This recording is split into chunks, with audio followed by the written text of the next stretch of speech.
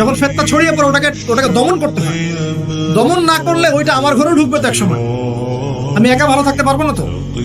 আর দমন করার ক্ষমতা আল্লাহ যাদেরকে দিয়েছেন তাদের উপর অবশ্য ওয়াজিব হয়ে গেছে দমন করা, তাদের উপর একটা ফরজ ওয়াজিব হয়ে গেছে দমন করা এগুলা, নাহলে আল্লাহ কঠিন শাস্তির সম্মুখীন করবেন। একটা হাদিস বলে সামনে যাই, শেষ করে উঠিয়ে নিচ্ছি।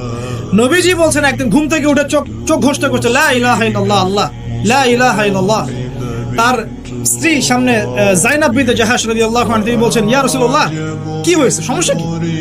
নবীজি বলছেন ওয়াইলুল লিল আরব, আরবদের জন্য ধ্বংস, আরবদের জন্য ধ্বংস। মিন শাররি কাদ ইখতারাব, কি ভয়ঙ্কর ফিতনা ধেয়ে আসছে। তখন তার স্ত্রী বলছেন ইয়া রাসূলুল্লাহ আনুহলিক ওয়া ফিনা সালিহুন, আমাদের মধ্যে সৎ মানুষ ভালো মানুষ থাকা অবস্থাতেও কি আমরা ধ্বংস হয়ে যাব? নবীজি বলছেন বালা, অবশ্যই, নাম, হ্যাঁ অবশ্যই ধ্বংস হবে। ইযা কাসরাতুল খাবাস, যখন সমাজের মধ্যে অশ্লীলতাকে ছড়িয়ে পড়া, যখন সমাজের মধ্যে অশ্লীলতা বেহায়াপনা ছড়িয়ে পড়বে, আলেম জালেম সব ধ্বংস হয়ে যাবে।